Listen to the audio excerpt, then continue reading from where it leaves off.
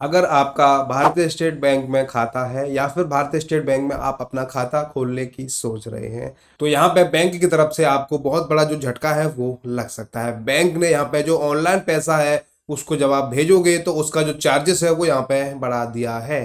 पहले चार्ज क्या था, अब आपको क्या चार्ज देना पड़ेगा, बैंक ने किन लोगों के लिए चार्ज बढ़ाया है, कितने अमाउंट पे आपको कितना चार्ज देना होगा, सब कुछ सारी जानकारी मैं आपको आज इस वीडियो में बताने वाला हूं। अगर आपका भी है भारतीय स्टेट बैंक में खाता तो ये वीडियो आप लोगों के लिए बहुत ज़्यादा ज़रूरी है, इंपॉर्टेंट है। सो आप लोग इस वीडियो में बने रहिए और शुरू से अंत तक देखते रहिए।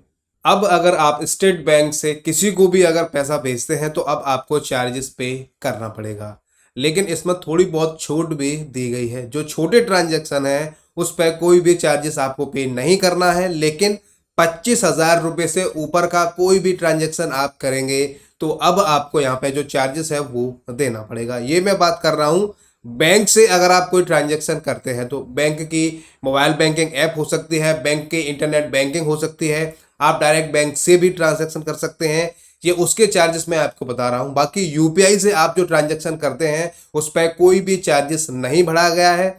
जैसे आप पहले ट्रांजैक्शन करते थे उसी तरीके से अभी भी आप ट्रांजैक्शन कर सकते हैं। अब ये चार्जेस आपको कैसे पे करना है और कितने अमाउंट पे कितने रुपए आपको देने पड़ेंगे मैं आपको बता देता हूँ। जैसा कि मैंने आपको बताया, अगर आप 25,000 रुपये तक अगर भेजते हैं किसी को भी आईएमपीएस ट्रांजैक्शन के थ्रू तो आपको कोई भी चार्जेस पे नहीं करना। चाहे आप 10 भेजिए, 50, 100, 500, 1000, 10,000, कितने भी रुपए भेजिए, आपको कोई भी चार्जेस पे नहीं करना है। लेकिन जैसे ही आप 25,000 से ऊपर कोई भी पैसा भेजते हैं, कोई भी ट्रांजैक्शन करते हैं, यानी कि 25,001 रुपये से लेके 1,00,000 रुपये तक आप किसी को भी कोई भी पैसा भेजते हैं आईएमपीएस के थ्रू, तो अब आपको 2 रुपये प्लस जीएसटी देने होंगे। कहने को तो 2 रुपये बहुत कम है, लेकिन ये सोचिए कितने लोग, कितने ग्राहक कितना ट्रांजैक्शन करते हैं और 2 रुपये प्लस जीएसटी के हिसाब से भी बैंक को कई लाख करोड़ रुपए का मुनाफा होता है। ठीक है, अब ये रहा 25,001 रुपये से लेके 1,00,000 रुपए तक आपको 2 रुपये प्लस जीएसटी चार्ज देना पड़ेगा। अब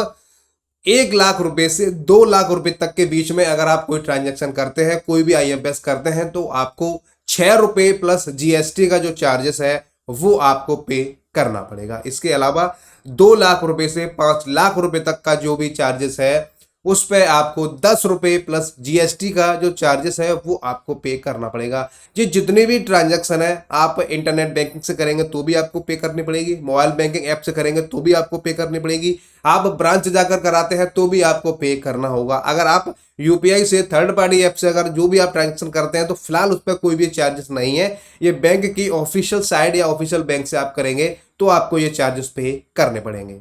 इसके अलावा मैं आपको बता दूं, इन चार्जों में नहीं कोई बदलाव। ब्रांच से लेन देन के लिए एसबीआई ने 2 रुपये प्लस जीएसटी से लेकर 20 रुपये प्लस जीएसटी तक मौजूदा चार्ज को बरकरार रखा है। इसका मतलब ये है कि एसबीआई शाखा चैनलों के माध्यम से किए गए ट्रांजैक्शन में कोई भी बदलाव नहीं होगा।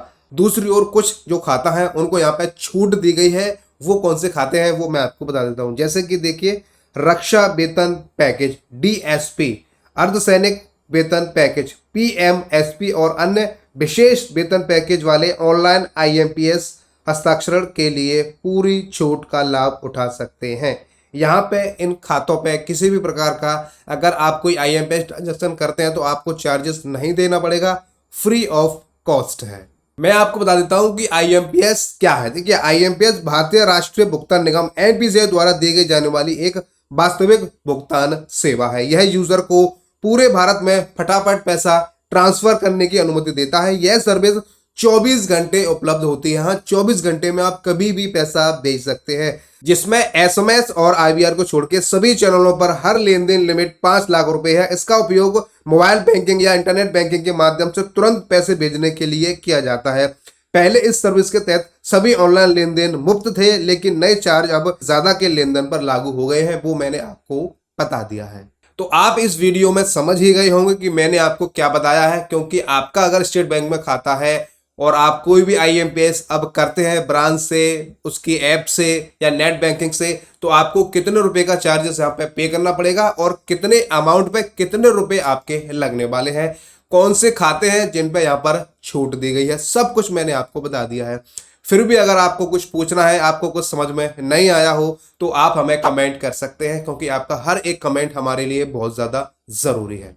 आप हमारी इस वीडियो को किस राज्य से, किस शहर से, किस गांव से, किस कस्बे से, कहाँ से आप हमारी वीडियोस को देख रहे हैं, यूट्यूब पे देख रहे हैं, इंस्टाग्राम पे देख रहे हैं, फेसबुक पे देख रहे हैं, आप हमें ज़रूर बताइएगा। वीडियो देखने के लिए आप सभी का बहुत बहुत धन्यवाद।